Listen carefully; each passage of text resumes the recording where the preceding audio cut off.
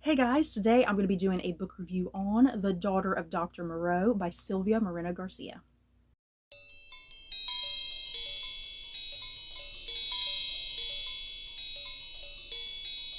The Daughter of Dr. Moreau by Silvia Moreno-Garcia is loosely inspired by H.G. Wells' The Island of Dr. Moreau. Set against the backdrop of 19th century Mexico during the caste war of Yucatan, Carlotta Moreau doesn't know if her father is a genius or a madman. Dr. Moreau has created hybrids, creatures that have both human and animal features. Carlotta sees the hybrids as family, not mutated experiments to torment and abuse. With the arrival of the man who finances her father's operation, Carlotta discovers that her father has secrets he's been keeping from her, and a dangerous chain reaction occurs that threatens the future of the hybrids. You guys, I have a bachelor's degree in English, but yet I have never read H.G. Wells's the Island of Dr. Moreau. What kind of English major am I that I have never read The Island of Dr. Moreau? That is an absolute shame.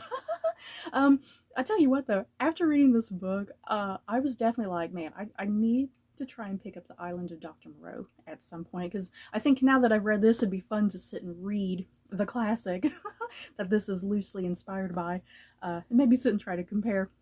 But yeah, all that being said, The Daughter of Dr. Moreau by Silvia Moreno-Garcia, this is definitely a very loose adaptation of H.G. Wells's The Island of Dr. Moreau. From what I kind of know about The Island of Dr. Moreau, when I was kind of looking at the synopsis on Goodreads, yeah, that's like focused on a male character who just washes up on the island and stumbles across all this, and yeah, like the original book has no daughter of Dr. Moreau, so it's taking elements of the original classic, and Silvia Moreno-Garcia is definitely doing her own unique twist and spin on it in some fun and interesting ways. And there is a lot going on in this book, yeah, guys, a lot. But I think at the core of this book, it's about all these characters who are trying to face something within themselves, some sort of inner demon that they're at conflict with and what they're struggling with. You have your main character, Carlotta Moreau, who is the daughter of Dr. Moreau. She's a young woman. She's been here with her father with these hybrids. She sees the hybrids as family. She doesn't see them as objects to abuse and torment and experiment on. She loves the hybrids. But yeah, even with all that, she's still a young woman, and even though she is really set in her ways, uncomfortable here with her father and with the hybrids, there is something that's starting to kind of pull and tug in her that she would like to kind of see more of the world and go out there, But at the end of the day, it's like her heart truly does rest here with her father and with the hybrids. So it's like there's kind of this battle within her that she's facing, like, oh, what is it that I want? Do I need to think about myself and go out there? Should I stay here with the hybrids and look after them, because there's people out there that want to abuse and hurt them and use them for nefarious reasons, So I loved kind of this back and forth battle that Carlotta Moreau was having in this book, and the struggles that she was facing as a young woman at times. There's also the character of Dr. Moreau himself. Is he a madman? Is he a genius? What is he? Even Carlotta at times cannot figure out kind of this side of her father, because he's a genius in the fact that he has done some incredible, remarkable things. And yeah, what we learn very early on is that Carlotta, when she was young, that she had some health problems, and that her father experimented and did some things to help her with her health problems.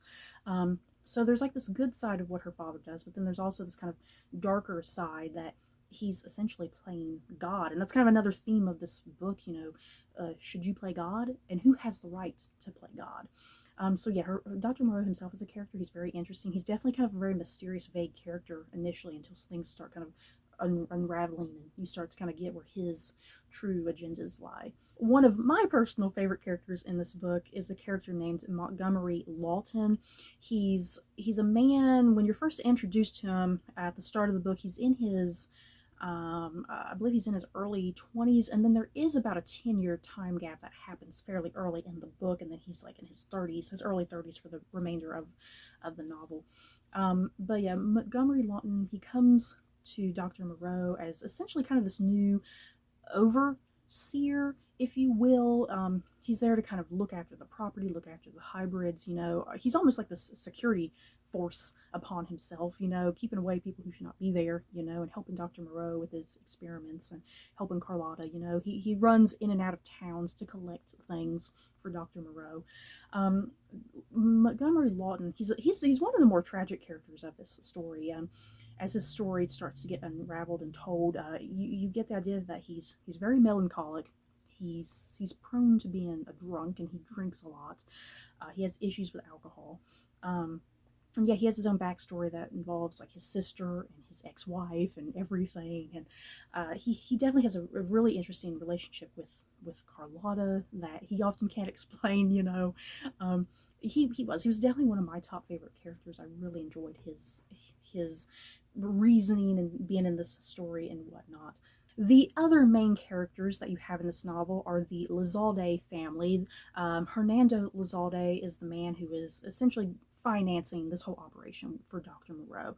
And you definitely get the idea that Hernando Lizalde, he definitely has his own agendas, why exactly he wants Dr. Moreau to be creating these hybrids and whatnot. That kind of clashes with what Dr. Moreau is kind of wanting to do with the hybrids. And for Carlotta, that's definitely like a big no-no. Because once again, let me repeat, Carlotta loves the hybrids. She doesn't see them as these monstrous creatures to abuse and use and whatnot. But Hernando Lizalde is like, I don't give a fuck. I'm going to use these hybrids how I want to use them. Whatever gives him the most profit and most gain at the end of the day. So yeah, you have him, and then you have his son, Eduardo Lizalde, who is described as being a beautiful looking boy who's like Carlotta's age. And of course, this handsome young man comes in, and Carlotta is instantly just swoon. He's so attractive and wants to run away with him and wants to get married to him and whatnot, So yeah, Eduardo is a very fascinating character as well. Kind of his relationship with his father, the things that he's wanting, how he feels about Carlotta. Yeah, Montgomery Lawton ain't having none of this because he's very suspicious about Eduardo Lizalde, you guys. It's hard to talk about the Lizaldes without getting into some spoilers. And then, yeah, kind of your other next main character is another character like Eduardo's cousin and whatnot, who he's very minor and very supporting in some ways, because sometimes I'll forget he's even in the novel or in a room in any scene, because all of a sudden he'll speak up. He doesn't really speak too often. He's mostly a lot of times in the background. So yeah, you have the Lizaldes, and then yeah, you have the hybrids themselves, being the experiments of Dr. Moreau. I really like the hybrids. They were so fun and lovable, and yes, Silvia Moreno-Garcia is definitely playing with the whole thing of, these hybrids, they look frightening and scary and monstrous because they are made out of different animal parts and whatnot. They're grotesque in their own way, but Silvia Moreno-Garcia is definitely making the point, just because these creatures look different and behave different, it doesn't mean that they're monsters and they're dangerous. Some people are viewing them in the wrong light, and people want to do with them whatever they want to do. So I loved the hybrids. That was the one thing I was a little frustrated with this book, because at one point Silvia Moreno-Garcia does mention that there's like 29 hybrids, I think, but only a few of them are really ever focused on and who have like lines of dialogue and who are part of the action. So there's maybe half a dozen. I'd say there's probably about a half a dozen of them that are actually really put to any sort of use within the context of the narrative. And I just never really got a good sense of the others, like there being a bunch of them. So that's kind of the one downside there. I wish Silvia Moreno-Garcia had done a little bit better job at establishing all the hybrids and making it more clear just the amount of them at any given time. And the biggest thing that I loved about this novel was definitely the historical backdrop, which I am absolutely in no way familiar with. I'm not even going to sit here and try to explain the history in this video. I think there's people out there far better equipped to sit and talk about the history, and I just recommend, as you're reading this book, kind of look up the history yourself to be a little bit more familiar with it. But yeah, from what I gathered from this book, it takes place in the 19th century in Mexico during what was called the Caste War of Yucatan. And yeah, a lot going on. Because you have the native inhabitants of Mexico, but then also like the European Mexicans that are coming, that have already been established, you know, and you have like British Honduras, and you have the native Mayan people. Yeah, you have people from like coming from over from the Caribbean, and you got Asian people. Like it's a plethora of cultures kind of mixed into this area, and all these cultures are like just really colliding kind of during this pivotal moment in Mexico, is kind of my understanding. So yeah, the backdrop, the historical political backdrop of this novel is very integral to a lot of stuff that's going on, and how these characters are kind of functioning within that, if that makes sense.